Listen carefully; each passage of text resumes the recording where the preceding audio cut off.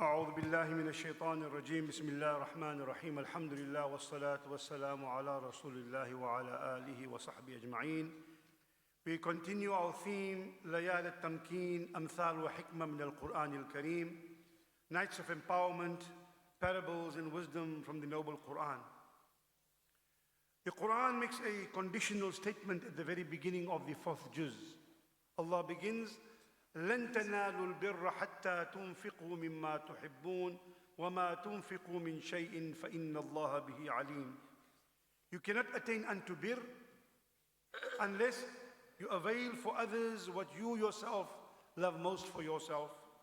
And whatever you spend, whatever you provide, whatever you avail for others, surely Allah is fully aware of everything that you do.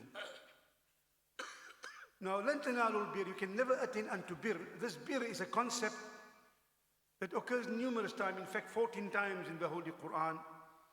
And in the Islamic primary text, the concept of bir is a very fundamental concept. It implies a variety of positive behaviors and positive attitudes. For example, the Rasul said, Al-birru husnul khuluq, wa inna sidqa yahdi ila al-bir. Right? Truthfulness leads towards bir. Khuluq, bir is good character. The Prophet Muhammad sallallahu alaihi wasallam, his primary mission, among his primary mission was to improve human character and human conduct. So al-bir, husnul khuluq. Also, it can imply cordiality and respect for others. In numerous ayats, in one of them, for example, Allah says, those who do not fight you, those who do not oppose you, those who are not hostile towards you, Allah says, there's no harm in being just and fair and kind to them. And the word used there is أَن تَبَرُّهُمْ وَتُقْسِطُوا إِلَيْهِمْ. So bir here implies a cordiality and respect for others. Can also be the means of social engagement. For example, Allah says, وَتَعَاوَنُوا عَلَى الْبِرِّ وَالتَّقْوَى. Engage each other, engage other people, engage in social activity on the basis of bir and taqwa, on the basis of what we can say righteousness and God consciousness. In the verse that we are particularly focusing on, لَن تَنَالُوا الْبِرِّ, the unique aspect of this verse that captures our attention and that evokes our conscience is the fact that it's a conditional statement. لَن تَنَالُوا الْبِرِّ, you can never attain unto bir. In other words, there's a precondition. حَتَّى, until and unless. You cannot attain this bir until and unless تُنْفِقُوا مِمَّا تُحِبُّونَ, you avail for others that which you yourself love most. So here, bir symbolizes righteousness coupled with what we can say the spirit of empathy, of infaq, of generosity, of spending, of availing and benefiting other people.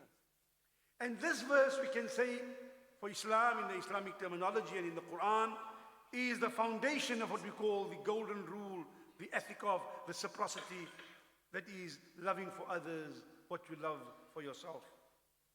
And therefore, this golden rule, which is linked to the notion of bir, is emphasized by the Prophet ﷺ as a mercy unto the world in numerous ways. Among them, for example, he said as an advice, he said, أَحِبَّ لِلنَّاسِ مَا تُحِبُّ لِنَفْسِكَ تَكُنْ مُسْلِمًا. If you love for others what you love for yourself, then truly you are a Muslim. This can also be a means of salvation. The Rasul ﷺ said, hadith in Sahih Muslim, من أحب أن يزحزح عن النار ويدخل الجنة فلتأته منيته وهو يؤمن بالله واليوم الآخر وليأتي إلى الناس الذي يحب أن يؤتى إليه. Whoever wishes to be saved from the fire and to enter the garden of paradise, that person should die having faith in Allah and aware of his accountability on the day of judgment. And that person should treat other people the way he himself would like to be treated. And of course, Mu'adh bin Jabal radiallahu anhu, one of the companions, asked the Prophet, what is the best expression of Iman? Afdalul Iman. And the Rasul said in his response, أن تحب للناس ما تحب لنفسك وتكره لهم ما تكره لنفسك وأن تقول خيرا أو تصمت. That he said, the Rasul said, that you love for humanity, the highest expression of your faith is to love for humanity what you love for yourself. Dislike for them what you dislike for yourself. and say something good. If you say something, then if you can't say something good, rather remain silent. This is the highest expression of your iman. So we need to realize from all of this that if we live with love as our dominant emotion, because we are all emotional beings. Any human being, we're always in some emotional state. We only become conscious when we become highlighted, when we're angry, when we express love, hatred, jealousy. Then we become aware of our emotion, but we are emotional beings. We're always in some emotional state. So if we live with love as our dominant emotion, which is very rarely the case, even among loved ones. If we live with love, like the Rasul, his dominant emotion was mercy. That's why Allah called him mercy. If we live with love as our dominant emotion, then we have a power to make a difference in the lives of the people whom we engage and whom we meet.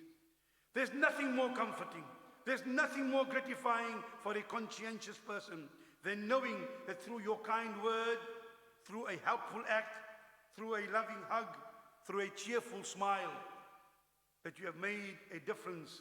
You've made someone's burden a little lighter, someone's day a little brighter, someone's situation a little more pleasant.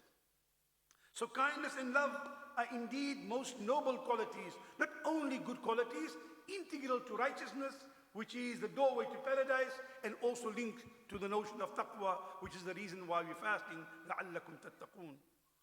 So love and kindness are indeed most noble qualities, characteristics of Allah Himself.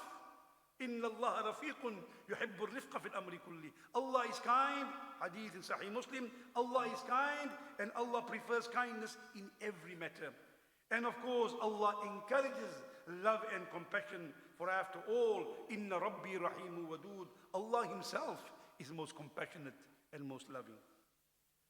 Let us ponder over the following 3 points. 1, bir, or the expression of righteousness, should be an integral part of the life and the psyche and the attitude of any believer. Bir, or the expression of righteousness, should be an integral part of any believer and should be manifested in our attitude and our engagement with other people. 2, righteousness cannot be truly attained without caring for the well-being of the rest of our human family. And we should therefore love for others what we love for ourselves, as instructed by the Quran and by the Prophet. And I leave you with the reminder of the Rasul sallallahu alayhi wa sallam hadith documented by Imam al-Bayhaqi, الخلق عيال الله وحب الخلق إلى الله من أحسن إلى عياله. All of creation are dependents of Allah. All of the creation are dependents of Allah, and Allah loves most among His creation those who are best to His creation. أقول قولي هذا وأستغفر الله والسلام عليكم ورحمة الله.